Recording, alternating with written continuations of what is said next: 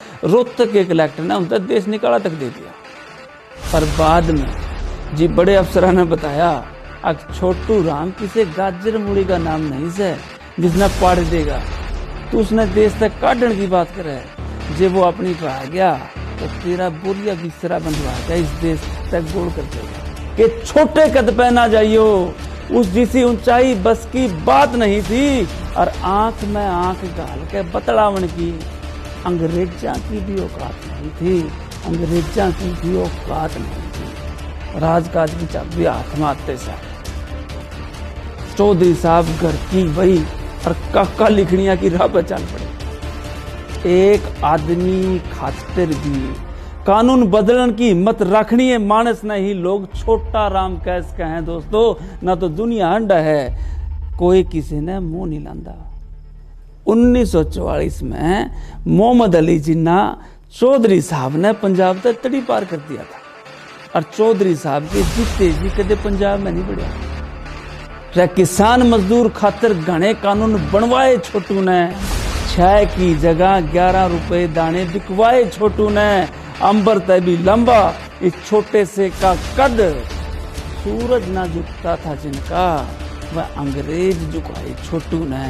वह अंग्रेज झुकाए छोटू ने।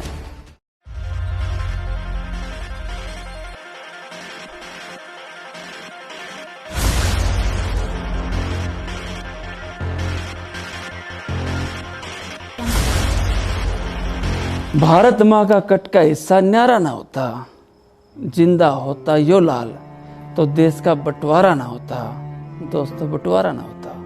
स्टेज ऐप पे गूंगे बरखे देखने वाले सारे दर्शकों ने रमेश चहल की प्यार भरी और मीठी मीठी राम राम। दोस्तों आज के इस एपिसोड में हम जिस शख्सियत की बात करने वाले उसने लोग रहबरे आजम और किसान मसीहा के नाम तक जाना है। हरियाणा यूपी और राजस्थान में कई चौकों पे इस महान शख्सियत के पत्थर के फोटो भी लाग रहे हैं पर इनके 2 लाइना के फलसफे और इनकी मेहनत न लोग आज भूलते जाने लग रहे हैं। दोस्तों ये मसीहा थे संयुक्त पंजाब के राजस्व एवं विकास मंत्री दीन बंधु सर छोटू राम।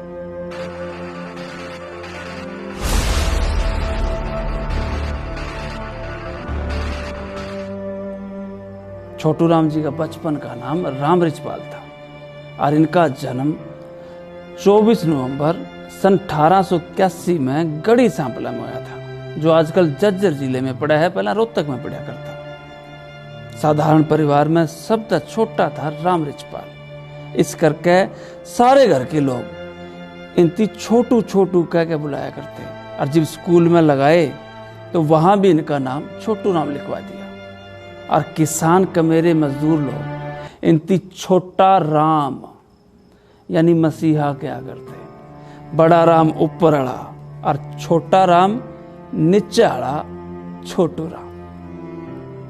छोटू राम जी ने पढ़ने का बहुत शौक था। 5वीं तक की पढ़ाई अपने गांव ते 12 मील दूर जज्जर के मिडिल स्कूल में ते पूरी करी और फिर दिल्ली के क्रिश्चियन स्कूल में दाखिला ले लिया। यहाँ का हॉस्टल बहुत गंदा था दोस्तों और हॉस्टल का अंग्रेज इंचार्ज 1 नंबर का खड़ूस। पर न्यूए कोई छोटू राम नहीं बन जाया करता। टकरा गया उस इंचार्ज तर योए था छोटू राम जी का पहला आंदोलन। गांव तो आया एक छोटे से कद का 6ठी 7वीं में पढ़ने वाला शरीर मेरा के बिगाड़ लेगा। हॉस्टल इंचार्ज की यह भूल उसने घनी महंगी पड़ गई और इस छोटे से छोटू राम ने सारे पढ़नीय बालक इकट्ठे करके हड़ताल करवा दी। इस हड़ताल की अगुवाई और व्यवस्था देख के हर कोई हैरान था और स्कूल में बालक छोटू राम ने जनरल रॉबर्ट कहने लग गए। ये जनरल रॉबर्ट कौन सा था न्यू तो मनने भी नहीं बेरा पर न्यू बेरा है हमारे छोटू राम तक किसी भी अंग्रेज की कोई तुलना नहीं। इसके बाद सेंट स्टीफन कॉलेज तक ग्रेजुएशन और आगरा कॉलेज तक चौधरी साहब ने वकालत की पढ़ाई पूरी करी। पढ़ाई करते करते काला कंकर के राजा के दौरा छोटू राम जी ने सेक्रेटरी बनकर नौकरी भी करी और उनके अंग्रेजी अखबार हिंदुस्तान का संपादन भी किया।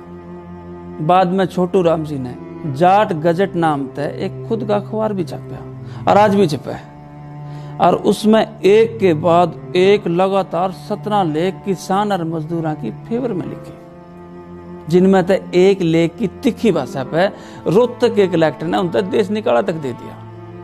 पर बाद में जी बड़े अफसरों ने बताया अक छोटू राम किसे गाजर मूड़ी का नाम नहीं से जिसने पाड़ देगा, तो उसने देश तक काटने की बात करे, जे वो अपनी पे आ गया तो तेरा बोरिया बिस्तरा बंधवा के इस देश तक गोड़ कर देगा। लोग सड़कों पे आ जाएंगे, फिर जाकर कांप दे आता था इस अंग्रेज कलेक्टर ने यो देश उल्टा लिया। छोटे कद पे ना जाइयो रे, छोटे कद पे ना जाइयो, उस जिसी ऊंचाई बस की बात नहीं थी।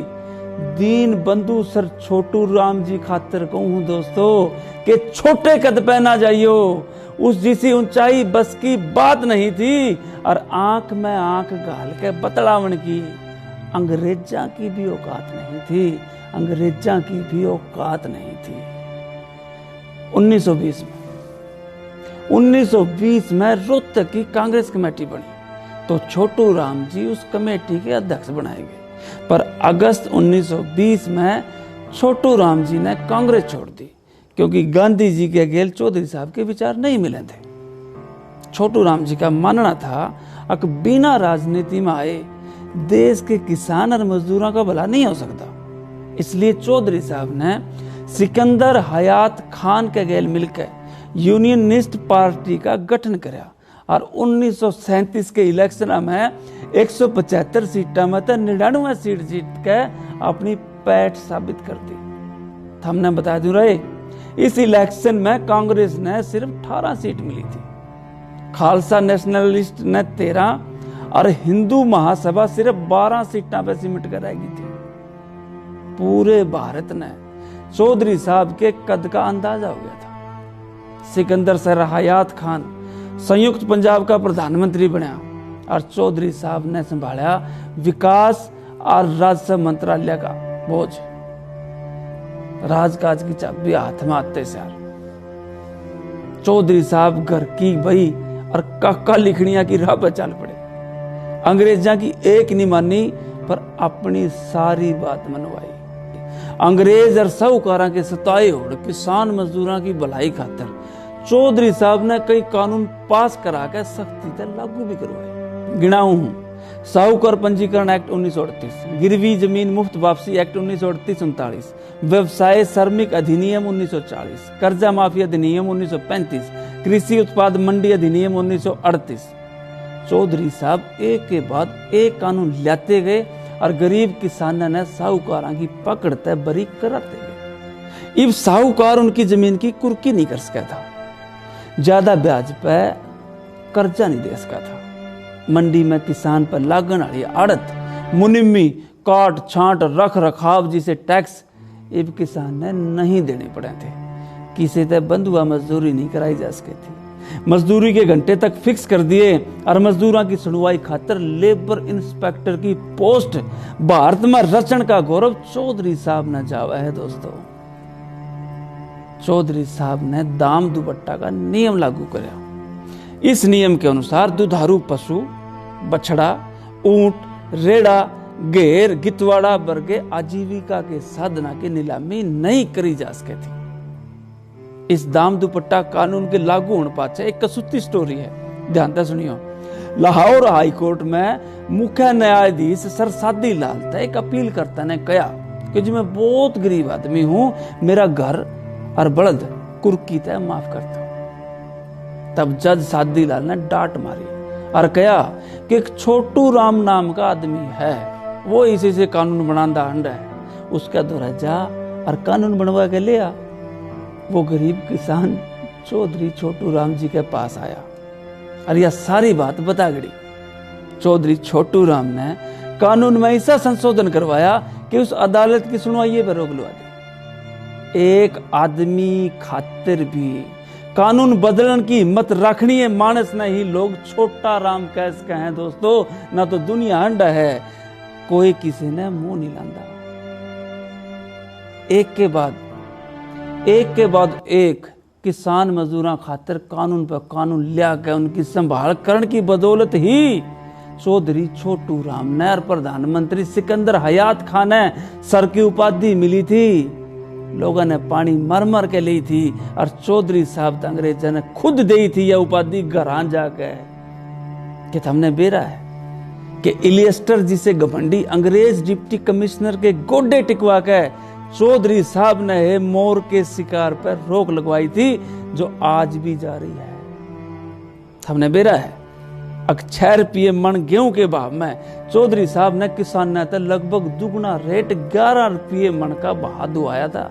नहीं तो सुनो फिर, गेहूं का भाव था 6 रुपये प्रति मन। चौधरी साहब बढ़ गए, बोले 10 रुपया का रेट देना पड़ेगा। अंग्रेज भी आजकल की सरकारा की ढाल जा पगनाट गए, बोले हम ना लेते इतनी महंगी, कोई चौनी ठन्नी बधानी हो तो बोल।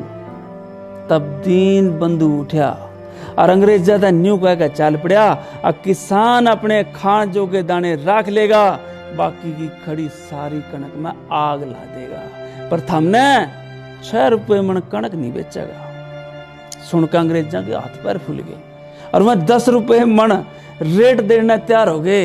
तब चौधरी साहब ने कहा कि ईब रेट 11 रुपये मन के हिसाब से देना पड़ेगा। पूछे पाछा छोटू राम जी ने कहा कि यो 1 रुपया मेरी दांत घिसाएगा। जद जाकर अंग्रेजा ने लगभग दुगनी कीमत यानी 11 रुपये मन के हिसाब से क्यों खरीदनी पड़ी थी। इसे दबंग थे चौधरी सर छोटू राम। किसान मजदूर खातिर घने कानून बनवाए छोटू ने, 6 की जगह 11 रुपए दाने बिकवाए छोटू ने। अंबर तय भी लंबा इस छोटे से का कद, सूरज ना झुकता था जिनका, वह अंग्रेज झुकाए छोटू ने, वह अंग्रेज झुकाए छोटू ने। मोहम्मद अली जिन्ना ने तो जानते होंगे था, हाँ वो है जिसने पाकिस्तान बनवा गया था। हमने बेरा है कि 1944 में मोहम्मद अली जिन्ना चौधरी साहब ने पंजाब तक तड़ी पार कर दिया था, और चौधरी साहब के जीते जी कदे पंजाब में नहीं बढ़िया। तड़ी पार करके चौधरी साहब ने साबित कर दिया था कि उसके आगे जिन्ना वर्गे लोग घने छोटे हैं, और मुस्लिम लीग के नाम पर पंजाब का भाईचारा नहीं खराब करने दिया जाएगा। हिंदुस्तान टाइम्स में अप्रैल 1944, शायद 22 अप्रैल की बात है, अप्रैल 1944 का छपा यो कार्टून बहुत किमें कहने लग रहा है दोस्तों, जिन्ना के तड़ी पार करण का किसी ने भी विरोध नहीं कराया। और यह बात जागा जिन्ना ने गांधी जी ने भी कही, अब उस जाट का कुछ करो कि हमने बेरा है। खुद पंडित जवाहरलाल नेहरू थे कांग्रेस पार्टी ने कई बार कह ली कि जी चौधरी साहब के सामने इलेक्शन लड़ लो, पर नेहरू जी हर बार टाल मटोल करते रहे, क्योंकि नेहरू ने बेरा था कि वो हार जाएगा और इस हार तय उसका राजनीतिक करियर खत्म हो जाएगा।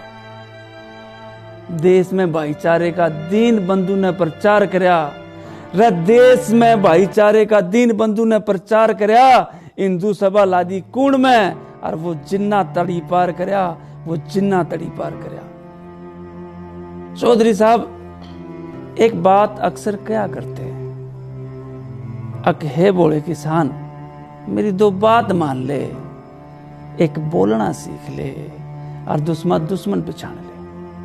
चौधरी साहब बोलना भी जाना था और दुश्मन भी पहचाना था, इसलिए ये देश तोड़ने वाली ताकत उसने संयुक्त पंजाब का दौरा फटकन भी नहीं दी। जे 1947 में चौधरी साहब जिंदा होते तो दोस्तों बंटवारा ना होता। आजादी के 2 साल पहले में चौधरी साहब इस दुनिया का अलविदा कह गए, पर जाते जाते भी भारत के किसान ने वह सौगात दे गए जिससे मेरे देश का किसान आज भी पानी तय नहीं तरसा। वह सौगात है दोस्तों दुनिया का सबसे ऊंचा बांध भाखड़ा नंगल डैम। सिर्फ 8 साल तक मंत्री की कुर्सी पे बैठ के चौधरी साहब किसान और मजदूरों खातिर इतना कर गए जो दूसरे नेता आजादी के बाद तक ईब तक नहीं कर पाए। भाखड़ा नंगल डैम का सारा नक्शा, मसौदा और परियोजना की सोचनीय चौधरी छोटू राम ही तो थे। चौधरी छोटू राम ने है इस परियोजना का हरी झंडी दिलवाई थी और नदियां का पानी नहरा का रूप में पूरे उत्तर भारत में पहुंचाया था।